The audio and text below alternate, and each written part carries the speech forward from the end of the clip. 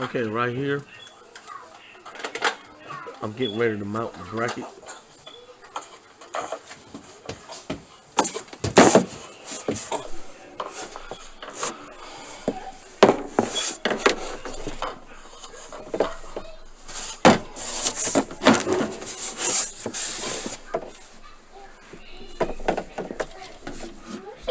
Yeah, just a little variation right there.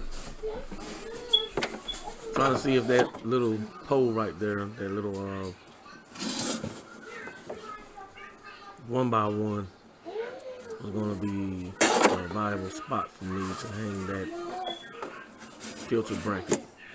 Okay, so right now what I'm doing is, you can't see it right now, but as I'm marking the area where I would have 2-inch clearance from the bottom of the filter itself to the top of the bracket.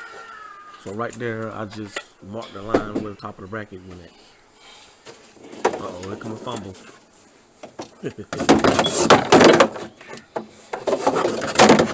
So right now, I'm just bringing it up to the area where I marked the line at, and I'm going to mark the 2 holes for the screws that go in, that holds the bracket in place.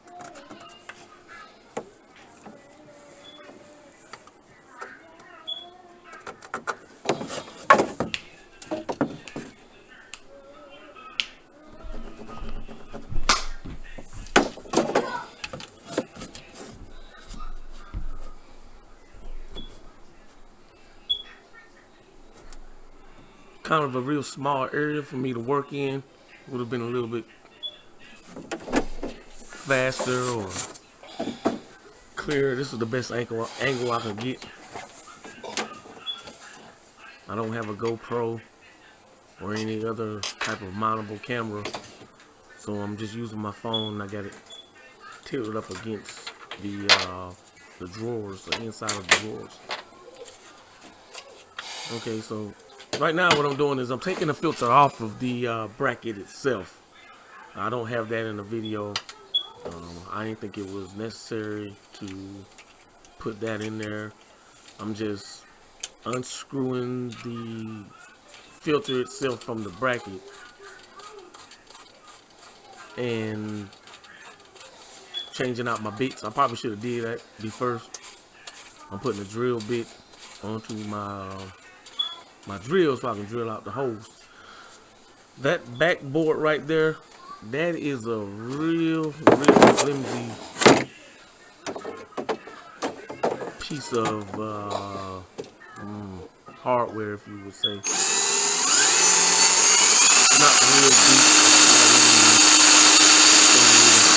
It was kind of hard for me to put pressure on it. Just being very careful, but it was sturdy enough to hold the filter.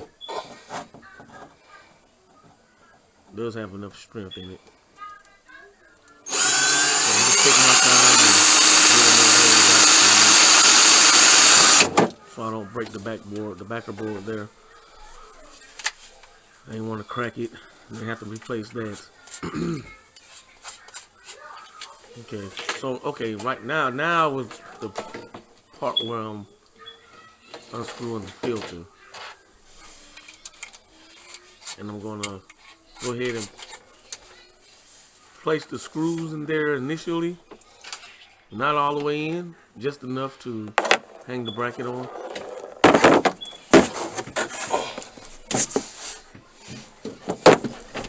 There we go. Like I said, it's kind of a tight area under there, so it's kind of hard for me to maneuver around under there, but just enough room for me to get in there kind of the way I want it to. I had to use an extension on my drill to get past all of the plumbing underneath the hot water hose and the cold water hose and the drain. And I also have dishwasher connections under there, so it's kind of cluttered. Probably thinking, why would you want to add some more piping under there? But these days, the way the water quality is, we don't have well water with our mobile home. We only have city water, and they are adding a lot of chlorine and fluoride to the water. And you can see it, and we try to encourage our children to drink water. And buying bottled water, it can be a little expensive after a while. You know, you got a big landfill full of water bottles. Okay, so now I have the filter on there, and it's all mounted up and everything. So what I'm going to do now is I'm going to cut the cold water connection. I'm just using my ratchet-like cutters because I think they give you the best cut where it's even. And be careful right here because there's a lot of water, as you see. The still up in the pipe is going to drain back.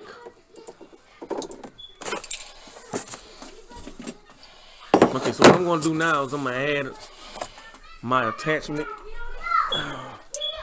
Okay, so what I did was disregard the whole kit since our connections wasn't the same as the installation instructions had showed me. What I had to do was go to the hardware store, and what I got was a 1/2 by 3/8 reducer, and that's what you see right here. So it's taking my 1/2 CTS pipe, the white pipe right there, and it's going to reduce it down to the 3/8 tubing that goes with the filter. You'll see it in just a second. Now I'm just getting the top pipe out the way right now. I'm going to unscrew it from the cold water knob up there. And I'm going to get that out the way just to have a little more accessibility. You can see there's a lot of work under there.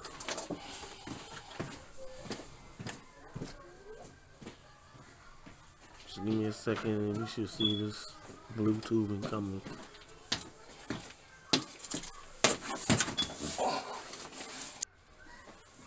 Alright, so what I did was went ahead and connected the 3/8 line that came with the kit to the reducer. So what it's doing is coming from the feed, whatever you want to call it, the water supply line is coming up from the 1/2 pipe into the 1/2 by 3/8 straight valve reducer.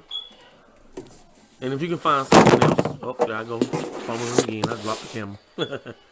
So if you can find something else other than a valve, if you can find a 1/2 to a 3/8 in any other thing, or you know something else, then it would work perfectly. But you know, having 2 shut-off valves, it really can't hurt. So actually, I got 3 shut-off valves. So, but it was the only thing I can find, and it turned out to work pretty good. And so what I'm doing is hooking the 3/8 tubing into the filter itself.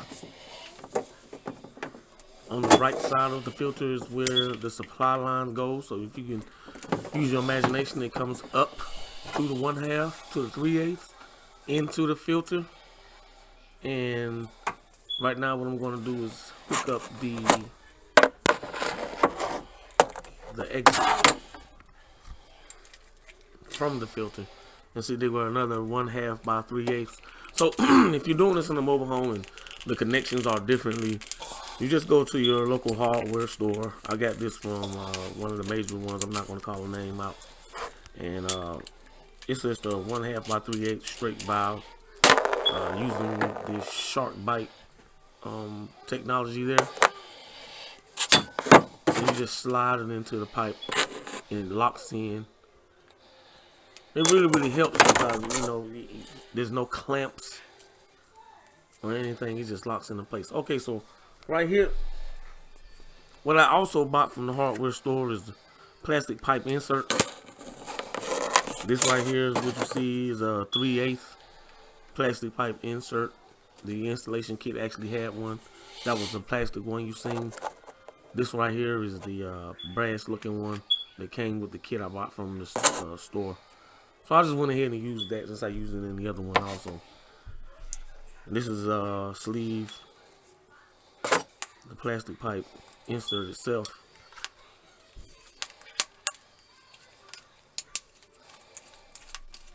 This is the slip compression nut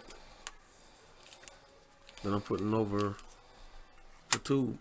And you just tighten it down. Right here in this video, you see right here that I'm just hand tightening it right now. I'm not putting any pressure on it. I'm not going to screw anything down until I get everything connected, and I'm going to tighten everything down. And once you get everything tightened down, then it should hold. It held for me pretty good. Doing a pretty good job right now. It's been a whole day since I had it installed. So okay, so right here, I'm just screwing, and I'll get a better angle in just a second. I'm going to move my camera so you can see up there. I'm just screwing the other end of the one half CTS pipe into the output, into the sink.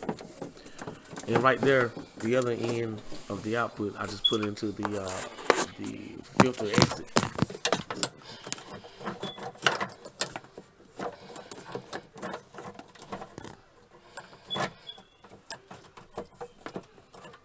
Yeah, kind of got a rough angle there, but once I get it in there pretty good, you can see I just get it started right here.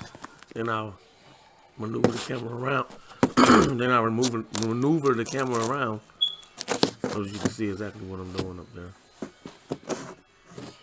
Just give it a second.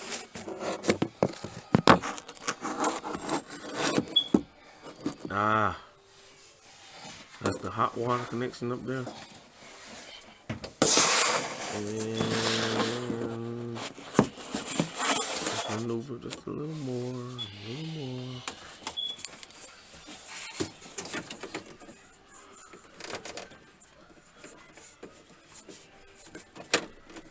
I think I might have cropped that part out, but what I'm doing right now is just screwing it in to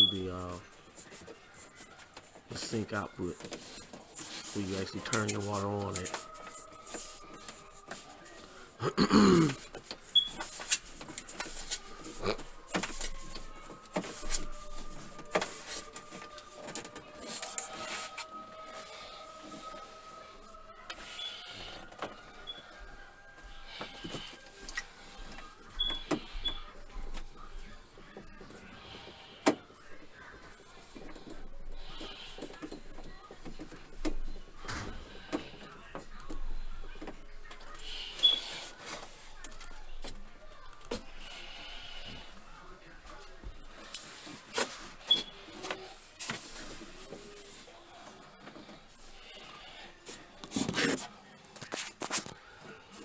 Okay, so right now I'm showing you all the finished look.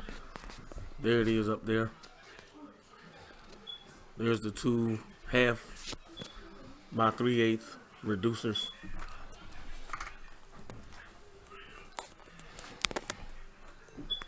The brand I'm using is Pro Line for those reducers, but they make the biggest difference. The hardware they gave me with the installation kit, it just wouldn't work from what I had down there. It was custom built into the mobile home, into our little double wide we got here, and it was kind of hard to run it there. All right, then I just been it says to run it 5 to 7 minutes so it can fully fill the filter up.